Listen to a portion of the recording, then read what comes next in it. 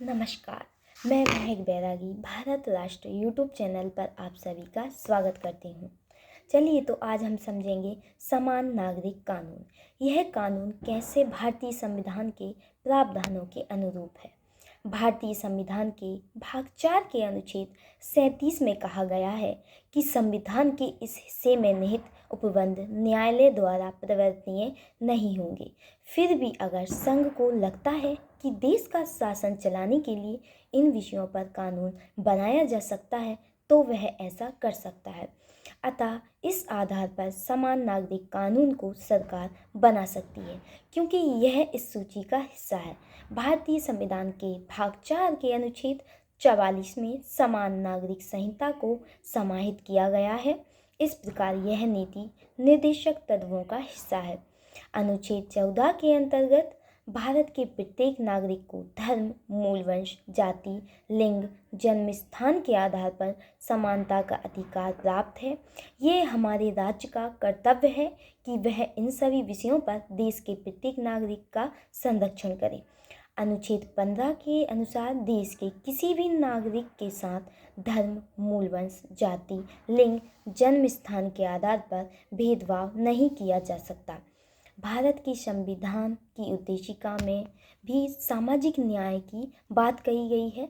साथ ही अभिव्यक्ति, उपासना, विश्वास की स्वतंत्रता दी गई और यह कहता है, हम भारत के लोग भारत को एक संपूर्ण प्रभुत्व संपन्न बनाने के लिए तथा उसके समस्त नागरिकों को सामाजिक न्याय, विचार, अभिव्यक्ति, विश्वास, धर्म और उपासना की स्वतंत्रता, प्रतिष्ठा और अवसर की समता प्राप्त करने के लिए तथा उन सब में व्यक्ति की गरिमा और राष्ट्र की एकता और अखंडता को सुनिश्चित कराने वाली बंधुता बढ़ाने के लिए दृढ़ संकल्पित होकर अपनी संविधान सभा में आज दिनांक 26 नवंबर 1949 को एकमत द्वारा इस संविधान को अंगीकृत, अधिनियमित और आत्मसमर्पित करते हैं।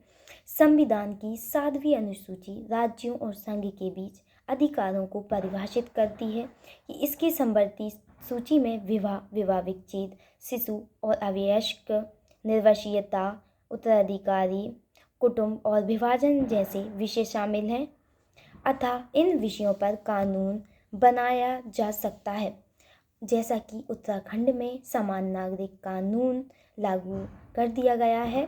समान नागरिक कानून के प्रावधान: संपत्ति में महिला को भी पुरुष की तरह बराबरी का अधिकार, सभी के लिए विवाह का पंजीकरण अनिवार्य, सभी समुदाय की युवतियों के लिए विवाह की उम्र समान, कुप्रथाओं पर रोक, बुजुर्गों की देखभाल के लिए भरण पोषण का प्रावधान, बहुविवाह, गैरकानूनी पति पत्नी को तलाक लेने का समान हक।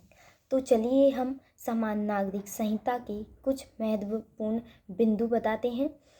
यह कानून हिंदू मुस्लिम के वाद विवाद संबंधित नहीं है। यह बहुसंख्यक और अल्पसंख्यक जैसे शब्दों से भी परे कानून है। यूनिफॉर्म की बजाय इसे कॉमन सिविल कानून नाम दिया गया है। इसलिए कानून के पक्ष विपक्ष में चर्चा इसके प्रावधानों पर करनी चाहिए। अतः यह स्पष्ट कानून है जिसे उपरोक्त विषयों में नहीं उलझाना चाहिए। यह एक प्रगतिशील कानून है।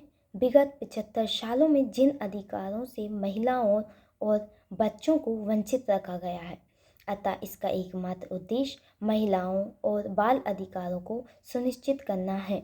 यह कानून लोगों के अधिकार छीनने का नहीं बल्कि लोगों को अधिकार देने से संबंधित है। यह कानून सामाजिक न्याय की दिशा में एक बड़ा कदम साबित होगा। धन्यवाद।